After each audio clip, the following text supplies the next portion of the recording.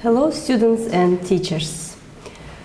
I'm Nurgul Baktıbayeva and I'm chemistry teacher in Nazarbayev Intellectual School of Chemistry and Biology in Shymkent. Today we'll talk about chemical equilibrium. And the learning objectives that we will cover today are: we will talk about physical equilibrium, we will talk about chemical equilibrium and which factors affect chemical equilibrium. We will also talk about some industrial processes, and we will talk about conditions that are usually optimal in industrial processes. We will also talk about how catalysts affect the chemical equilibrium. So now let me ask you several questions before we start that topic. First question: tell me about several processes that go to completion. Second question: tell me about what does reversible word mean. And third question: what can you say about synonym for the word reversible? Now let's answer these questions one by one. So reactions can be irreversible and reversible. Irreversible reactions are reactions which go in one direction. It means from reactants you get products and never you take again the reactants. For example, explosions, the burning processes, the decay of leaves, and etc. The reversible reactions, they go in two directions, in forward direction and in reverse direction.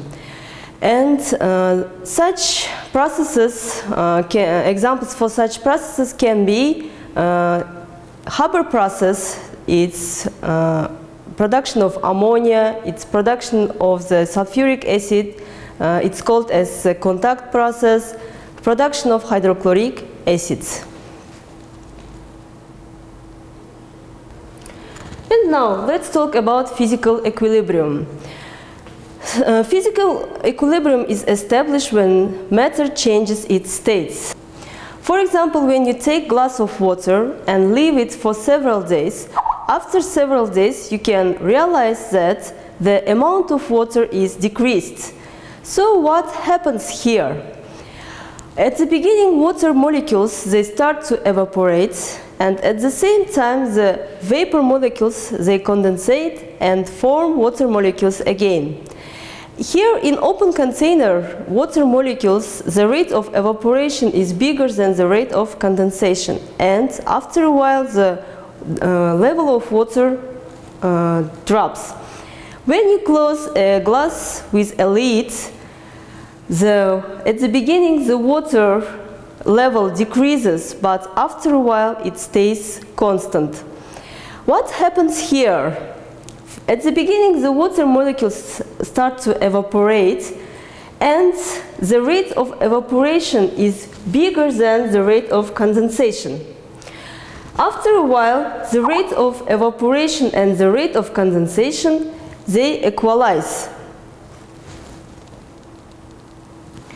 Now here the amount of water and amount of vapor, they are constant. It seems that nothing is happening, but at microscopic scale, the two processes, they are going on, but they go at the same rate. This is called as dynamic equilibrium. Consider a closed system containing a flask from which all the air has been evacuated. When liquid ethanol is added to the flask, ethanol molecules begin to leave the liquid surface to form vapor. Molecules continue to vaporize and condense until equilibrium is reached. A liquid boils when its vapor pressure equals the pressure of the atmosphere. In the evacuated flask, there were no molecules in the gas phase or atmosphere to exert pressure on the liquid, so the liquid boiled immediately. As more molecules from the ethanol entered the gas phase, they began to exert pressure on the liquid, slowing down this process until equilibrium was reached. The equilibrium vapor pressure of a liquid is the pressure exerted by the vapor in equilibrium with its corresponding liquid at a given temperature. Now next, let's talk about chemical equilibrium. Chemical equilibrium is a state of balance in which rate of forward reaction is equal to the rate of reverse reaction, and concentration of reactant and concentration of product, they stay constant. For systems that are in equilibrium, opposing processes occur at the same time and at the same rate. Suppose you have a system in which reactants A and B form products C and D. Also, because this is a reversible reaction, C and D decompose to form A and B. Initially, the system contains only A and B and no C or D. As the reaction proceeds, reactants are used up and the rate of reaction for the forward reaction slows down. As more C and D are formed, however, the reaction rate for the reverse reaction increases. At some point in time, the rate of A and B becoming C and D decomposing back to A and B will be equal. At this point, the system is in chemical equilibrium. Now let's talk about the concentration of the substances. At the beginning, the concentration of hydrogen and iodine are maximum, and the concentration of hydrogen iodide, Hi, is minimum.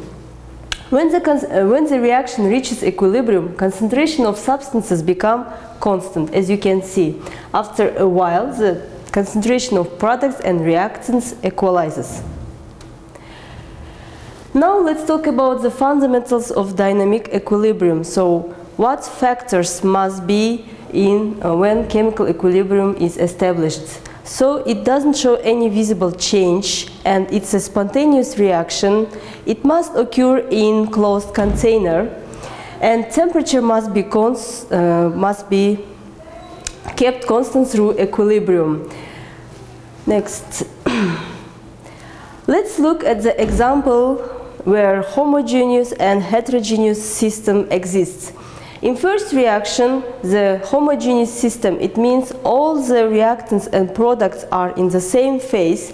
In second reaction, heterogeneous system, the products and reactants are in different states, and in these reactions, the magnesium is solid, hydrochloric acid is aqueous, magnesium chloride is in solution, and hydrogen is a gas.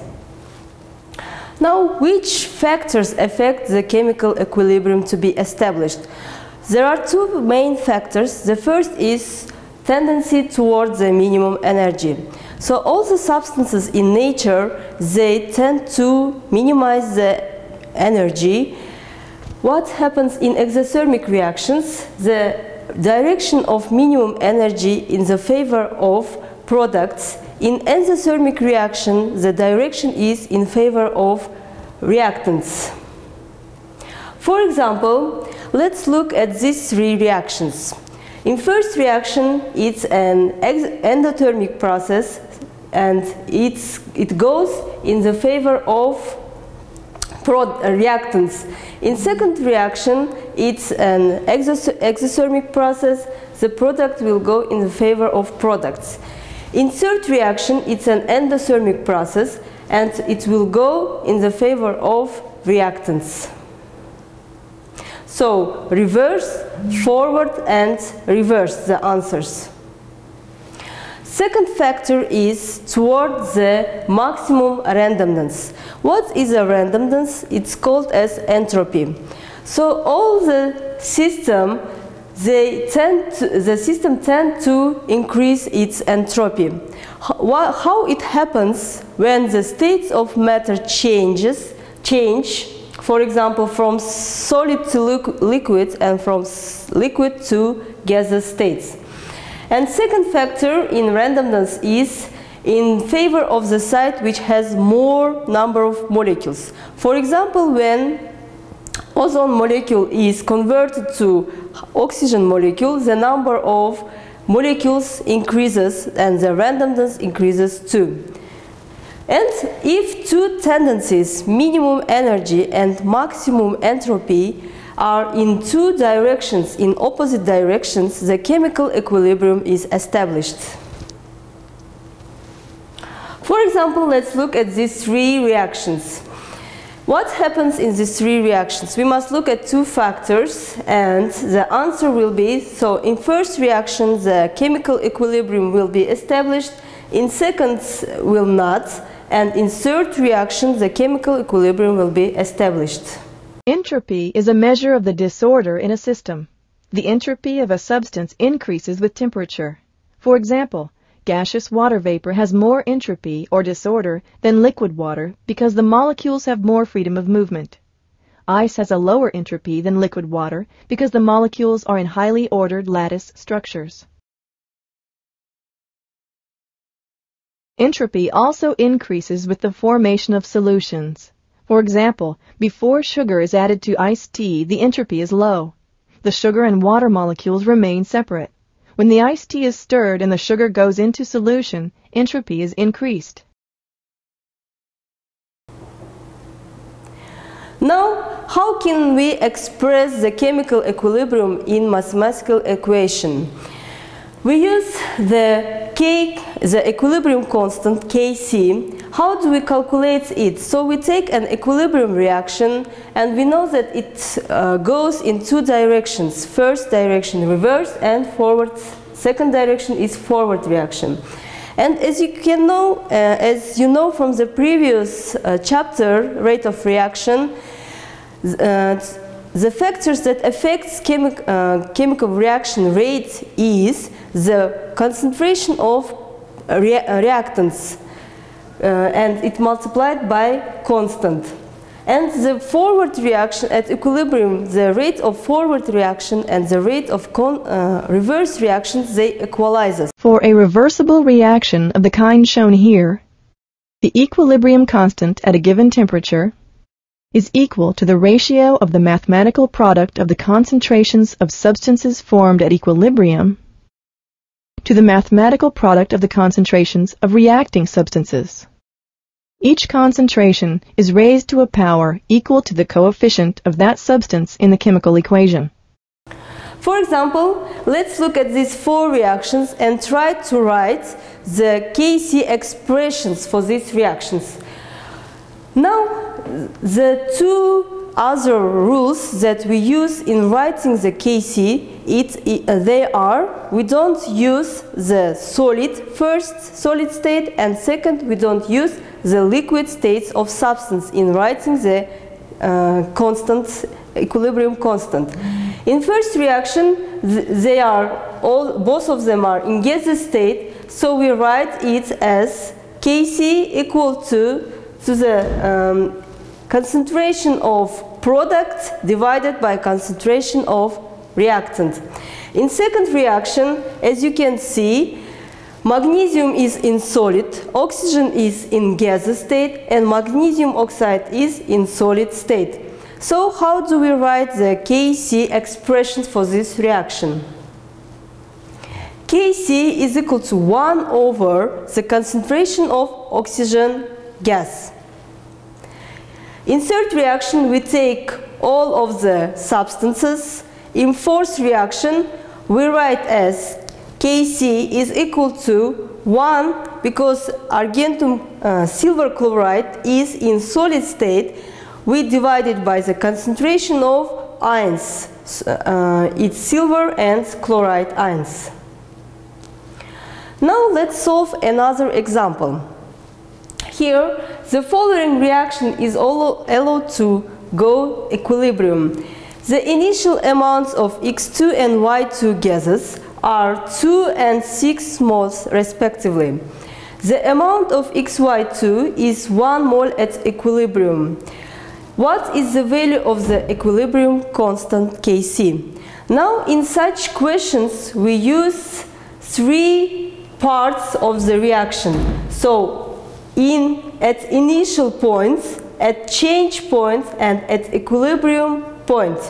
So from the task, we know that the initial mole number of substance are mole numbers 2 and 6. And its equilibrium, we know that it's 1 mole of product is get. So we must find what are the mole numbers of substances at change parts. Now, we know that at the beginning there is no any product, and we know that 1 mole is produced, and using the ratio of coefficients we can find the mole number of X2 as 0.5 mole and the mole number of Y2 as 1 mole. So at equilibrium we get these mole numbers. Now we know that the volume of the container is 2 liters. We find the concentrations of each substances. So for the concentration of X2 0.75 molar, Y2 2.5 molar, and XY2 is 0.5 molar. Kc is equal to the concentration of products divided by concentration of reactants, and we put it in the formula, we get 0.053. Now next question. 0.80 grams of SO3 placed in 1 liter container decomposes 80% and it reaches the equilibrium by the equation given in the slide. Now calculate the Kc for this reaction. Now we solve it as in the previous example. We can see just here 80%, so maybe you may be confused by this percentage, but it's not so difficult. It is solved as in such way. So we find firstly the mole number of substance SO3, then we find the 80% of this amount and subtract it from the initial amount. We get 0.002 moles. We write the reaction and 3 stages: the initial, the change, and at equilibrium. Now we know that initial amount of SO3 gas is 0.01 mole, and at equilibrium the mole number is 0.002. So we can find how many moles of SO3 reacted in this during the process. It is 0.01 subtract 0.002 mole, we get 0.008 moles. And by using the ratio of coefficients, we can find the mole number of products. And how can we calculate the concentrations of the substances? We know that the volume of container is 1 liter. We divide it to the mole numbers of the substances. We get Kc is equal to 0.064. Okay, students, today we are going to calculate Kc for esterification. And do you remember how do we calculate Kc for chemical equilibrium? Yes. Yes. How do we do it? Ayajan? To find the Kc, we should divide its concentration of products to concentration of reactants. So, several days ago we prepared a mixture. Do you remember? Yes. Here we have mixture of ethanoic acid, ethanol, and what else? Do you remember? Water. Acyl ethanoate and water mixture. And here we used which catalyst? Hydrochloric acid. Now after several days we will try to calculate, yes, the mole number of amount of which substance left? At equilibrium we must calculate now the amount of ethanoic acid. Yes? How do we do it? We will titrate this mixture with sodium hydroxide. Yes? So now please read the procedure and let's begin our work. And before starting the titration you must do what? You must clean the burette with distilled water. Yes?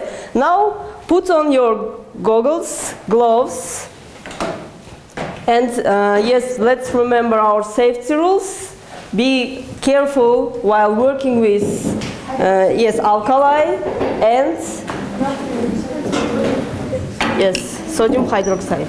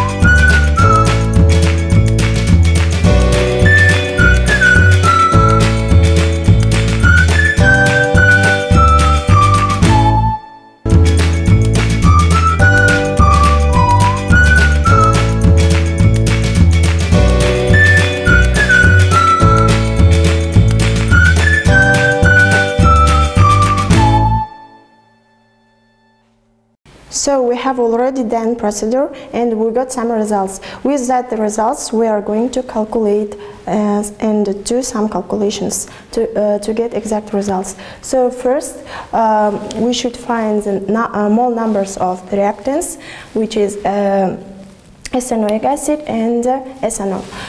So we got 0.035 mole of the ethanoic acid and 0.044 mole of ethanol.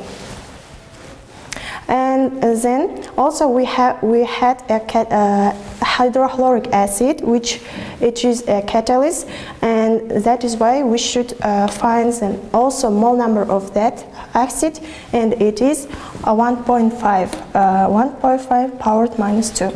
And then we find the mass number of hydrochloric acid, and to find that we multiply the mole number of hydrochloric acid with mR, and we got 54 gram of hydrochloric acid. As its solution, we have also water in that solution. That is why we should find also mass of the water, and it is 4.74 gram. And after that, we should find the mole number of water, and we got 0.26 mole. And here we have a reaction, and we divide for 3 parts. This initial, change, and at equilibrium. And we put some results with that we have got.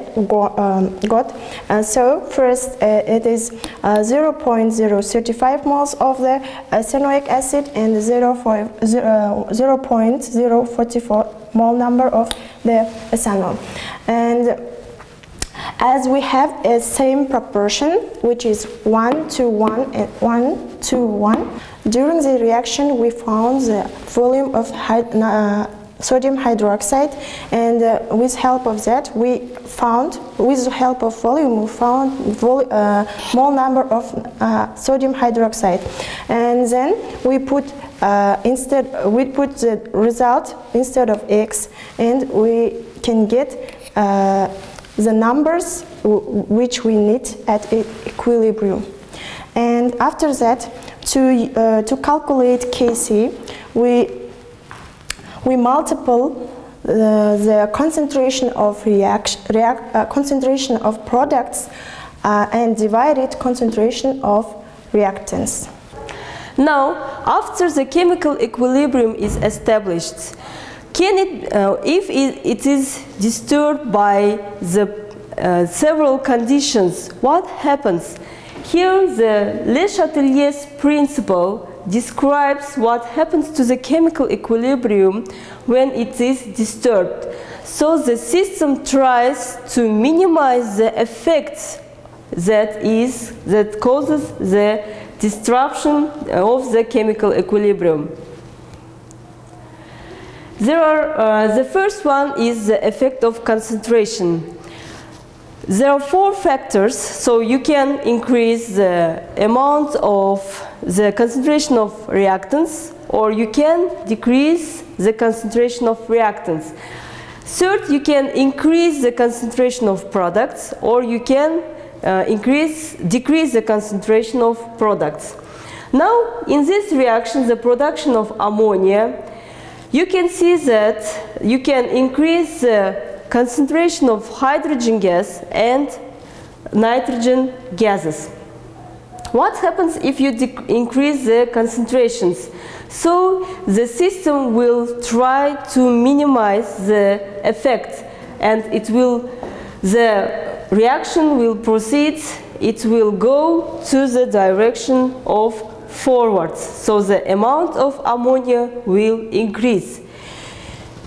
And for example, if some ammonia is added to the system, what happens? It tries to decrease the amount of ammonia, and the concentration of nitrogen and hydrogen will increase. So the equilibrium will shift in the back direction. If some nitrogen and hydrogen gases are removed, what will happen then? It means when you remove the concentration of nitrogen gas and hydrogen gas, you will get the amount of ammonia increased. When the amount of ammonia is increased, it will shift to the backward direction, and the concentration of ammonia will increase. Now what will happen if you increase the concentration of ammonia? It will, the effect by moving forward will be minimized, and you'll have the concentration of nitrogen and hydrogen, it will be decreased. When a system at equilibrium is disturbed, reactions or changes of state that reduce the stress are favored. For example, if the temperature is increased, endothermic reactions which absorb this energy or phase changes that result in molecules with more kinetic energy are favored. After the initial response to the stress, a new equilibrium is established. If pressure is increased, reactions that result in the fewest moles or the lowest volume are favored.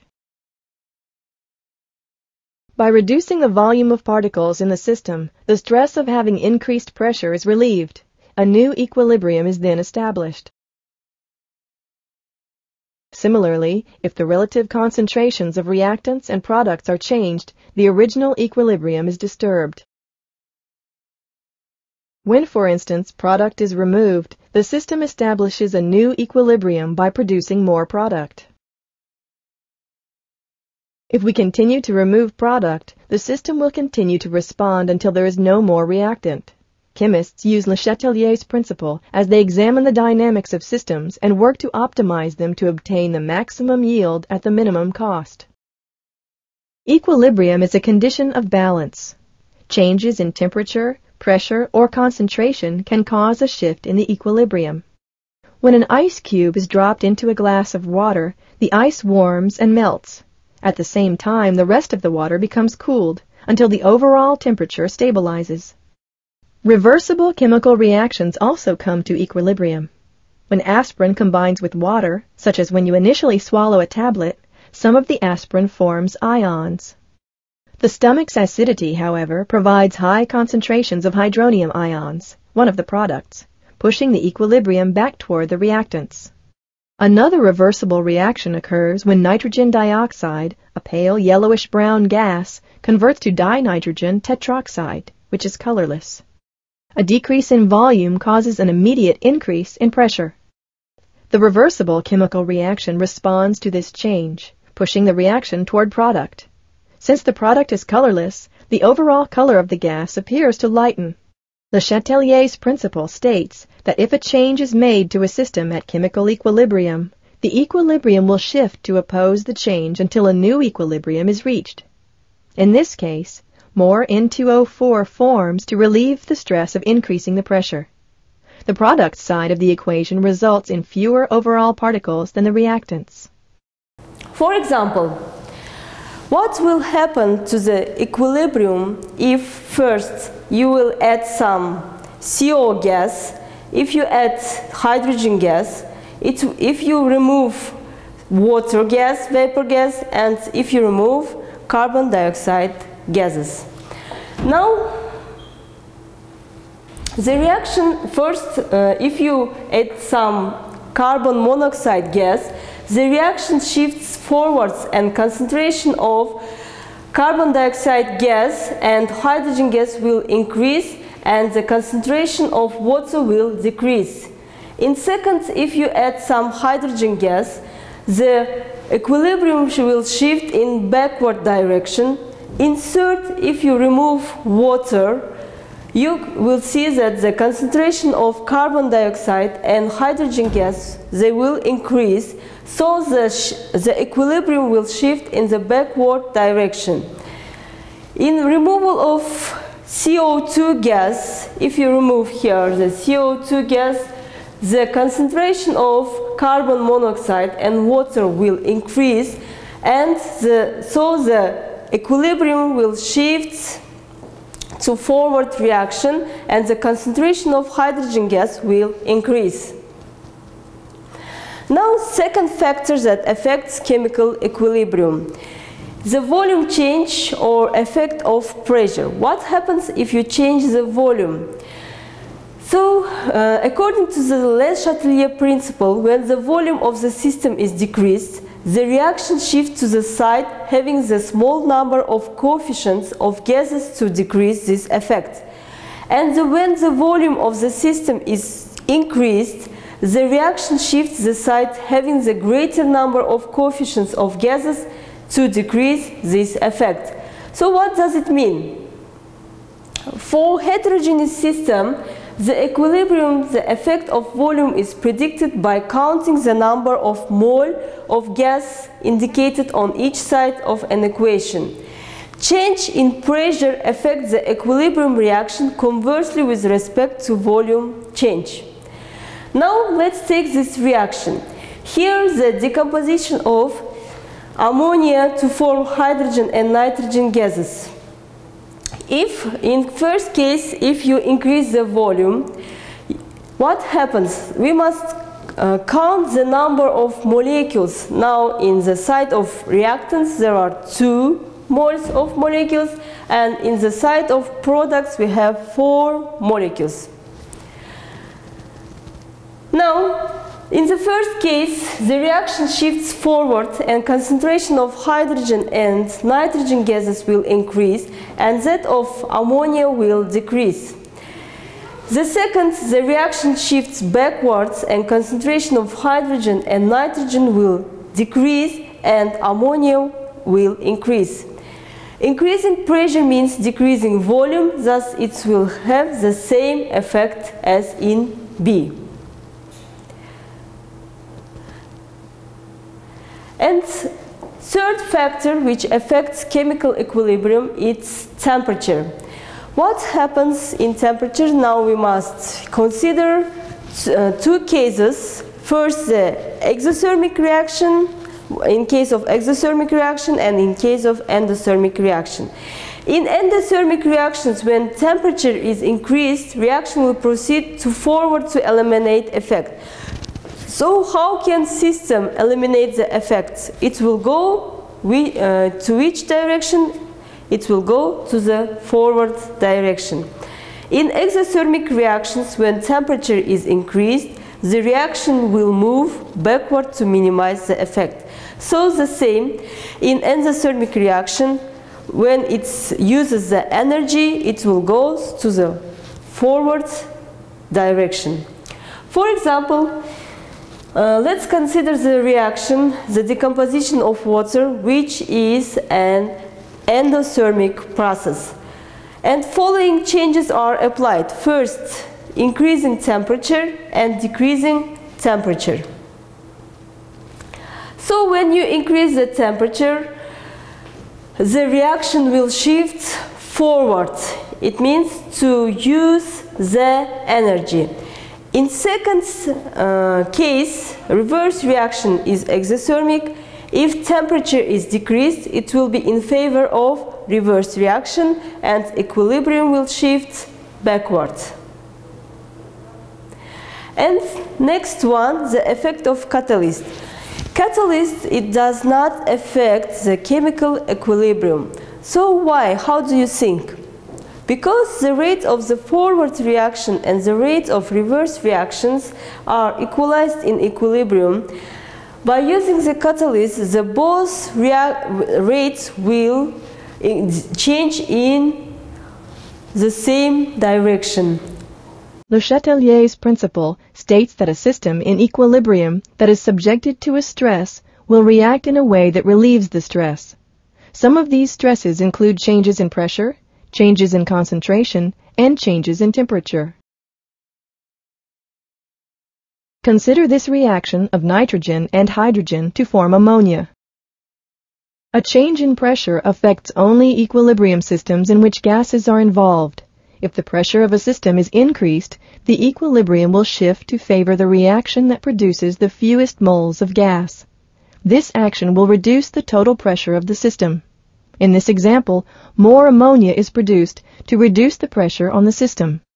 A change in the concentration of one of the reagents also affects a system. If the concentration of one of the reagents is increased, the equilibrium will shift to favor the reaction that reduces the concentration of the added reagent. If more hydrogen is added to this flask, more ammonia will form to reduce the hydrogen concentration. A change in the temperature of a system can also stress a system. Reversible reactions are exothermic in one direction and endothermic in the other.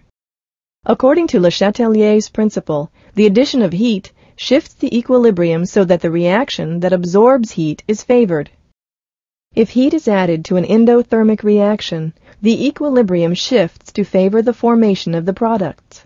If heat is added to an exothermic reaction like this one, the equilibrium shifts to favor the formation of the reactants. In many chemical reactions, the reactants are not completely used. That's why when they form products and reactants, the reversible reaction happen at the same time. This kind of reversible reaction is called an equilibrium reaction. When equilibrium established, some factors may affect the equilibrium. The first is pressure, the second is temperature, the third is concentration. Now let's talk about the effect of concentration to reaction. Well, the first thing we should add, we should pour cuprum sulfate, 2 centimeter cube.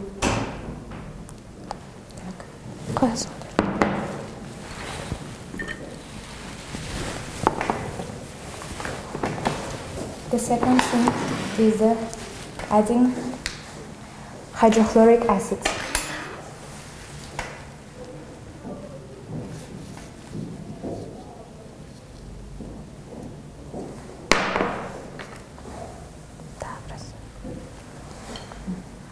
So it becomes green.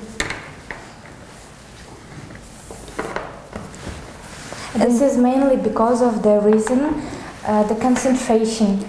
It means that the concentrated hydrochloric acid is affected to the reaction and color is changed to green. And then when we add the water, a few water, here we can see that the concentration of products increases, and then the equilibrium moves to the reactants, and then it becomes to its first form. To show the effect of concentration, we need potassium chromate and sulfuric acid.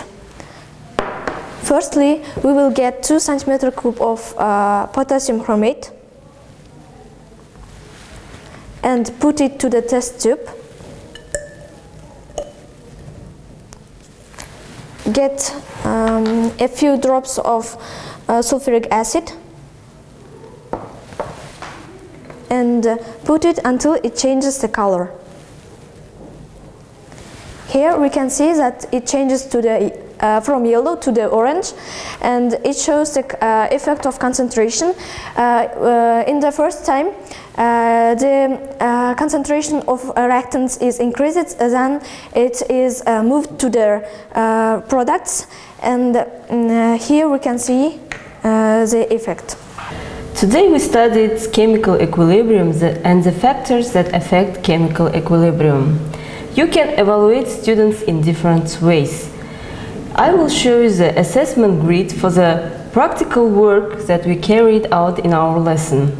In this assessment grid you can see results, calculation, apparatus uncertainty and evaluation parts. I hope this lesson was useful for you and you can use some elements in your own lesson. Thank you for your attention and goodbye.